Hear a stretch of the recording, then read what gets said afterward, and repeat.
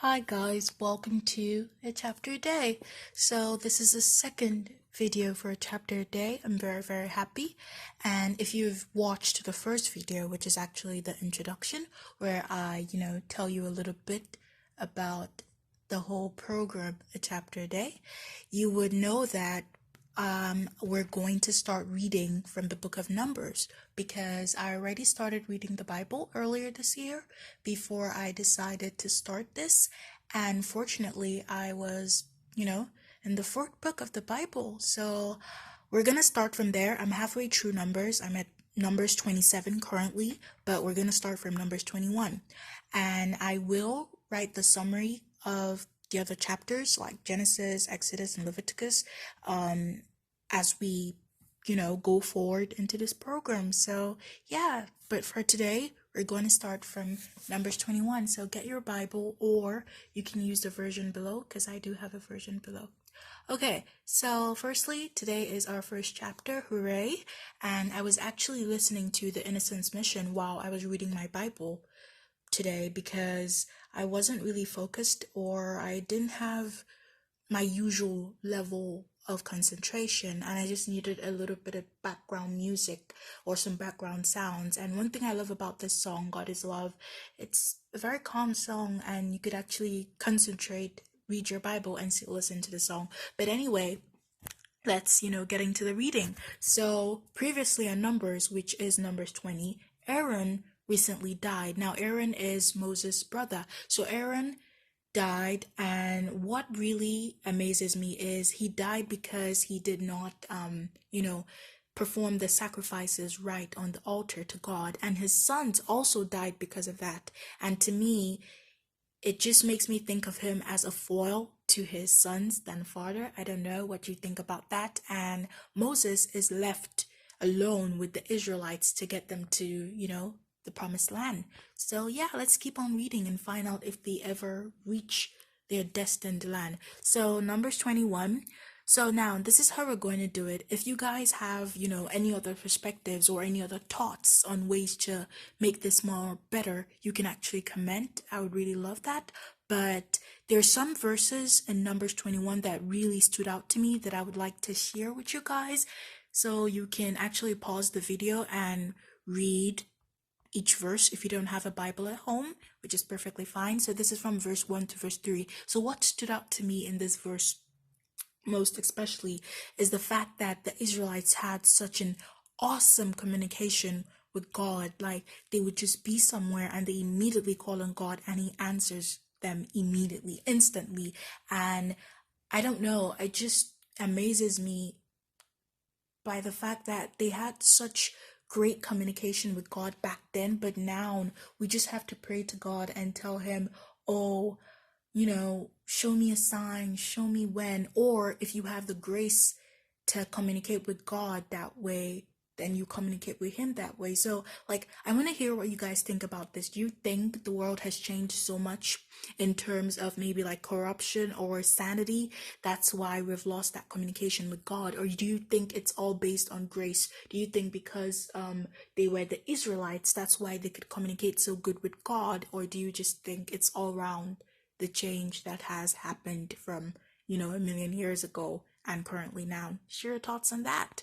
So this is from verse 4 to, verse 9. Here, what stood out to me the most was the fact that the Israelites actually needed land and God helped them and gave them land, but then they needed food and they immediately started to question Moses and indirectly questioning God.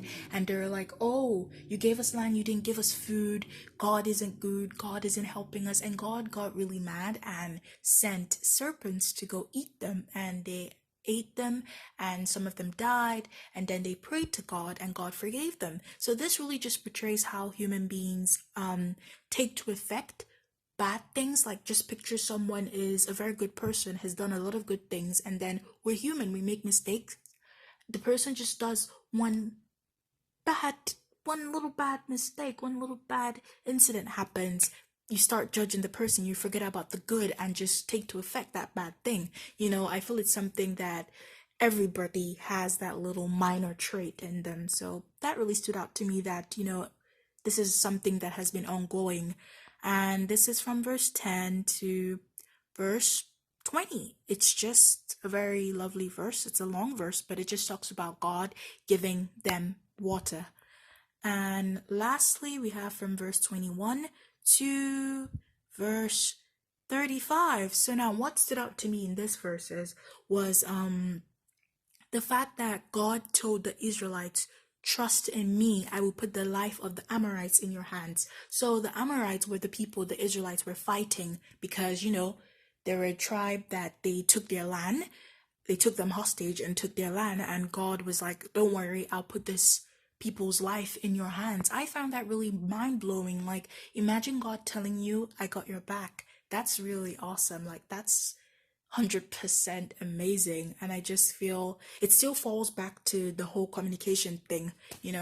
Nowadays we have to pray, and not that I'm hating on praying, I do love praying to God, but if you compare it to back then, where instantly they get replies, instantly they get answers, you feel, okay, I'm actually missing that. I wish I had that. But share your thoughts on that. How do you think the communication between humans and God has changed? Do you think it's something that happened because of how the world has, developed into, or do you fall back on it being grace? So my thoughts at the end of this is, God is very faithful. He is very merciful in all that the Israelites did, in all the sins that they committed, even when they did things wrong and they prayed to him and asked for his mercies, he forgave them. So basically, if you sin, if you think you're not righteous enough, just be pure from your heart, go to God, ask him for your mercies. You can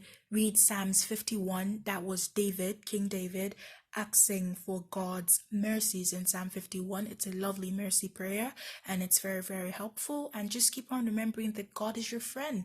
He is merciful, he is loving, and he's caring. He's omnipresent. Talk to him like he's there, because he is there. You might not get a response, but know that he is listening to you. And you can also listen to the Innocence Mission. They are a lovely band. I've been listening to them. Their songs are really calming. And lastly, you can try journaling. It's really helpful in terms of keeping my emotions in check, and it just helps me pass my opinions in a whole new way. Like, if someone makes me angry, or I get irritated or annoyed, or offended by someone offends me, if I want to have some kind of comeback at the person, I might not really express myself good enough because I'm under the influence of my emotions. But I find out that when I journal how I feel at that moment and go back to, express myself, I have so much more authority, and I talk better and express myself in a whole new level. So yeah, you can try that out and tell me how it helps you. And I hope this is really helpful. Do try to read your Bible today. It's awesome. And we all should try writing in our prayer journals. I will leave a link in the description below to where I got my prayer journal. It really helps me to just be more open to God and open to my prayers, and my prayers have become more pure at this moment of writing them down. So I hope you guys have a lovely and nice day. Hope you enjoyed this session of a chapter a day. See you guys tomorrow. Bye.